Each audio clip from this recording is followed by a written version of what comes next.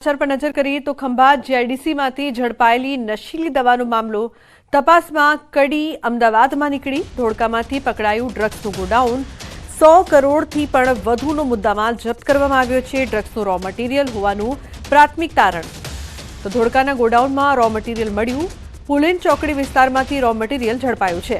African દેશમાં મોકલતા હતા રણજીત ડાભી દ્વારા મૂકવામાં આવેલ રો મટીરિયલ્સ દેવમ ઇન્ડસ્ટ્રીયલ પાર્કના ગોડાઉનમાં એટીએસે શરૂ કરી તપાસ। કંપની માલિક અને કંપનીમાં કામ કરતા લોકોની ચાલી રહી હતી તપાસ। 6 આરોપીઓની કરવામાં આવી હતી ધરપકડ।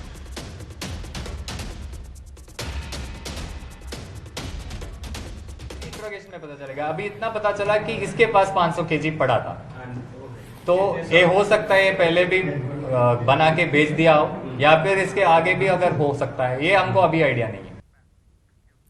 अन्य समाचार कच्छથી માંડવી બીચ પર ફર્યું બુલડોઝર। બીચ પરથી ગેરકાયદેસર દબાણ હટાવાયા। પોલીસ બંદોબસ્ત સાથે તંત્રની કાર્યવાહી। તો માંડવી બીચ પર બુલડોઝર ફર્યું છે। તમામ જે ગેરકાયદેસર દબાણો હતા તેને હટાવાયા છે। તો બીચ પર કાર્યવાહી કરવામાં આવી રહી છે। પોલીસ બંદોબસ્ત સાથે તંત્રની કાર્યવાહી।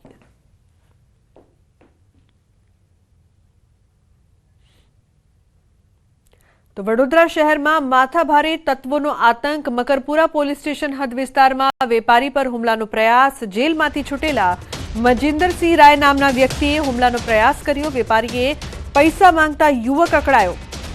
તલવારથી હુમલાનો કર્યો પ્રયાસ। હુમલાની ઘટનાના સીસીટીવી આવ્યા સામે। યુવક અગાઉ પણ અપહરણ અને ગેરકાયદેસર હથિયાર રાખવાનો તેના પર ગુનો નોંધાઈ ચૂક્યો છે। તો તલવારથી વેપારી પર હુમલો કર્યો। સમગ્ર ઘટનાના સીસીટીવી દ્રશ્યો સામે આવ્યા છે। બીજી તરફ ભરૂચમાં મારામારીનો વિડીયો વાયરલ થયો છે। પાલેજ ફાટક પાસે મારામારીની ઘટના। રિક્ષા ચાલક અને બાઇક ચાલક વચ્ચે જાહેર માર્ગ પર છુટ્ટા હાથની મારામારી। તો મારામારીનો વિડીયો વાયરલ થઈ રહ્યો છે। પાલેજ ફાટક પાસે મારામારીની સમગ્ર ઘટના સામે આવી હતી।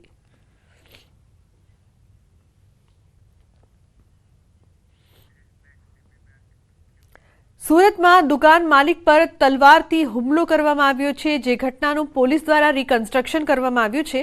સુરતના સચિન વિસ્તારમાં અમર શૂઝ નામની દુકાનમાં એક શખ્સ દ્વારા દુકાન માલિક પર તલવારથી હુમલો કરાયો હતો, જેમાં દુકાન માલિક ગંભીર રીતે ઘાયલ થયો હતો, જેને સારવાર અર્થે હોસ્પિટલ ખસેડાયો છે।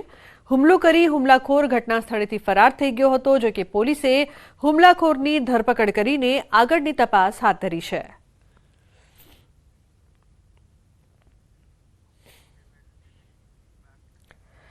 તો સોશિયલ મીડિયામાં ફેમસ થવા માટે લોકો ગમે તે હદે જવા માટે પણ તૈયાર છે। વિડીયોના અમુક કન્ટેન્ટ એવા હોય છે જે સમાજમાં ખરાબ મેસેજ પહોંચાડે છે અને આવા લોકો સામે પોલીસ કાર્યવાહી પણ કરે છે। છતાં આવા વિડીયો સામે આવતા હોય છે। ત્યારે સુરતના ભેસ્તાન વિસ્તારમાંથી આવો જ એક વિડીયો સામે આવ્યો છે।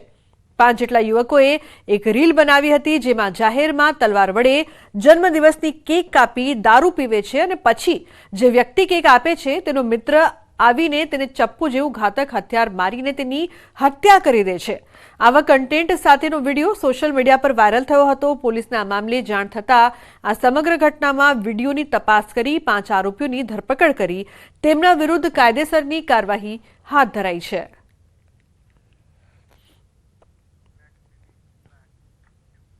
अन्य समाचार विरमगामથી શિક્ષકની હત્યામાં પોલીસનો ચોંકાવનારો ખુલાસો। મૃતક અને આરોપીની પત્ની વચ્ચે હતો પ્રેમ સંબંધ। શિક્ષક અને પરિણીતા એકબીજાના વેવાણ હતા। બંને છેલ્લા 7 મહિનાથી મૈત્રી કરારથી રહેતા હતા। વિરમગામમાં રહેતા હતા પરિણીતા અને મૃતક। મૃતક અને પરિણીતાના સંતાનોની સગાઈ થઈ હતી। પરિણીતાના પતિએ સાગરીતો સાથે મળીને હત્યા કરી।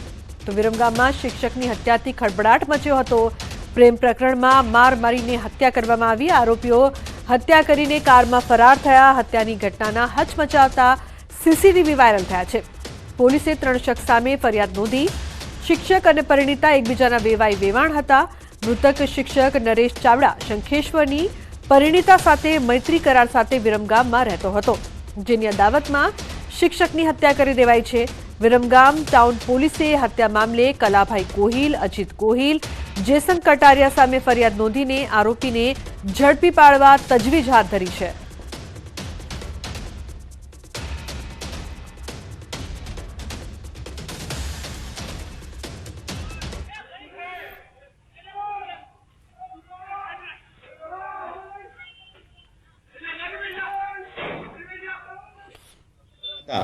એ આરોપી અને જે જે ફરિયાદી જે છે મતલબ મરણ જનાર જે છે નરેશ જયસિંહભાઈ ચાવડા એને જેને જોડે મૈત્રી કરારમાં હતા એમનો દીકરો અને જે મરણ જનારની દીકરી એને જોડે એની સગાઈ થયેલી હતી લગભગ 1.5 વર્ષ પહેલાં અને એને આધારે એકબીજાને પરિચયમાં આવ્યા હતા. પછી એને વચ્ચે પ્રેમ પ્રસંગ થયો. એને છેલ્લા 7-8 મહિનાથી એકબીજાને સાથે લિવિનમાં રહે.